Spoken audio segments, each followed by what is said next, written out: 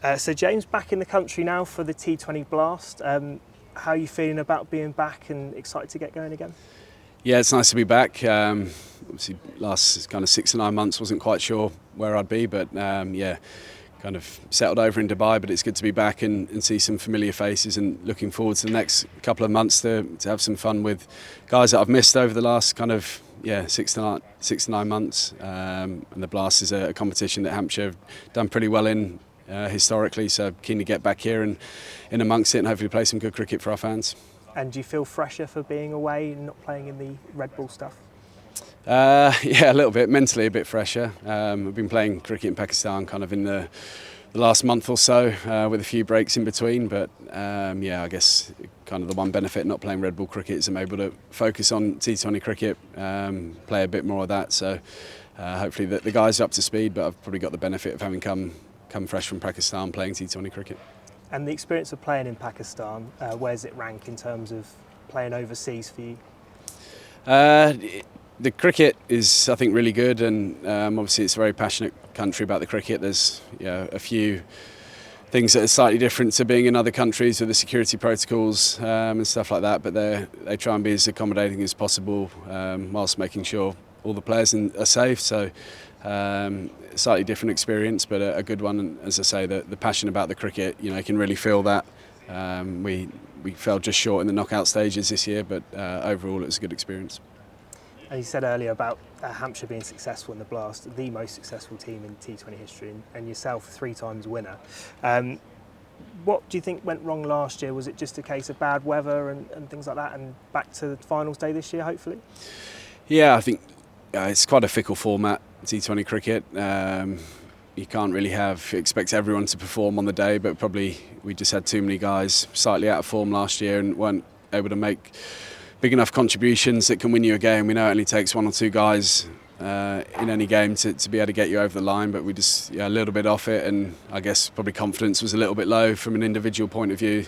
We weren't able to sort of get that momentum going, get that confidence going, and play the cricket we'd liked. But as you say, historically we've done pretty good, so hopefully we can bounce back this year with a good year, with the first goal being getting through the 14 games, getting into the quarterfinals, and take it from there. And in 2022 when you won, I think you lost the first four games of the tournament, and notoriously sometimes can start a bit slow. Yeah. As a seasoned T20 player now, how important is it to have momentum going into the back end of a tournament rather than starting fast? It is, although the way the Blast schedule's set up, there's quite a few breaks once you get out the group stages, which isn't ideal, but yeah, certainly with it being a 14-game group stage, it helps obviously if you get some wins on the board early, but it doesn't define your tournament. And as the tournament goes on, I guess you sort of maybe try out a few combinations earlier in the tournament, you get a side settled and full of confidence. That's kind of where you want to end up. So when you get to those knockouts, everybody's clear on what they need to do, and confidence is high. And Liam Dawson has been recalled to the England T20 I squad. Well deserved for him. It's been a while for him out of the squad. Yeah, I think really well deserved. I might be a bit biased as a good mate of his and a Hampshire player, but yeah, there's obviously been some quality players, particularly Mo and Ali and Adil Rashid, that have been a key part of that team over the last number of years. But I think Dawson's performances have warranted his selection, and although he's kind of towards the back end of his career, there's some important cricket coming up for England over the next couple of years, and it'd be great to see him play a key part in that. So delighted that he's got it. I think really well deserved, and looking forward to seeing how he gets on. Yeah, of course, the T20 World Cup at the beginning of next year, obviously he'd be targeting that, playing well in the Blast and also on England duty. You were part of the 2019 World Cup team, and there's obviously new management with the England squad now, with a white ball captain and coach.